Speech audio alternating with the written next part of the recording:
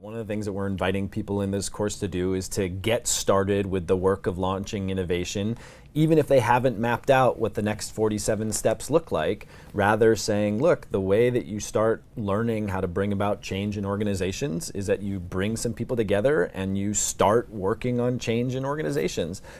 How do you think about helping people through that step of saying that we're not going to plan everything out, rather we're just going to go ahead and get started in some of this work? Well, I always think there's two facets of it. The first is, it's never about me only.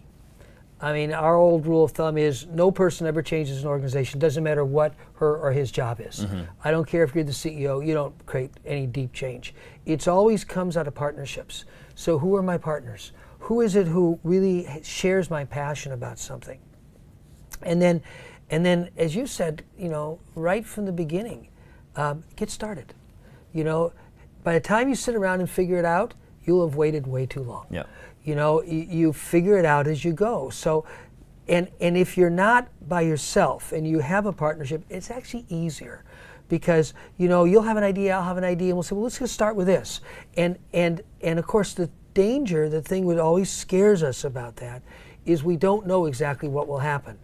But if we're connected to somebody else, we help each other through those. When things don't quite work, those connections, those personal connections, really help a lot. So to me, partnership and getting started is what it always comes down to. And really, another way of thinking through that is that anyone can take on those two roles of partnership and getting started. You don't have to have a formal leadership responsibility. Right. These are actions that people take, not roles that they're assigned. All of us can bring folks together and start talking with each other about what does better teaching and learning look like in this context, and what can we do tomorrow with a vision towards some more substantial improvements a semester down the line, a year down the line, 5 years down the line. But what can we do tomorrow to start bringing about a vision that we come up with together to have there be better in teaching and learning for our students?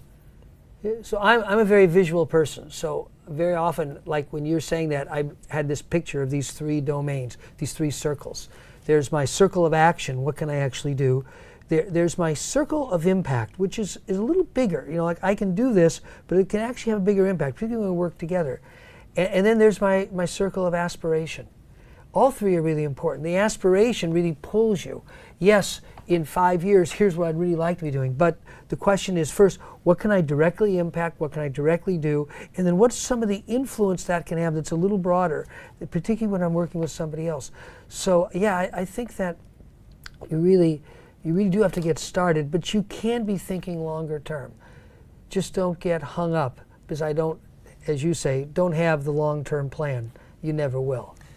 Sometimes the way that I've talked about this with educators is as the Monday someday dilemma, that part of what we want to be able to do is say, here's a thing that we can implement tomorrow. Here's a thing that we can start right away. And we want to do that in the context of what I think you would call a larger aspiration of what's a more ambitious set of changes that we can be working towards. And then the challenge is to stitch together each of these Mondays so they bring us to a more ambitious kind of someday, where our students have really different kinds of learning experiences that lead to really different kinds of outcomes that build upon our strengths that we have right now, but also invite us to do something broader and more ambitious as a community. And that probably connects to one of the secret ingredients of all of this work, which I don't think we've talked about explicitly, but probably is behind all of this, that when communities do really great work along these lines, when they're really pulling their oars together towards making some kind of improvement, it tends to be really fun. That's part of what sustains this, part of the excitement and energy of innovation, is it's really fun when you're working together with colleagues who care about the same kinds of things that you care about, in part because you've been talking to each other to try to figure out what are these aspirations that we share together, and students absolutely pick up on that, and they feel like they can contribute and be part of. Communities pick up on this, school boards pick up on this, parents pick up on this. What sustains a lot of this work of innovation is when communities feel really proud and really joyful that working together with their colleagues on these kinds of things is rewarding and fun. That's the energy of innovation.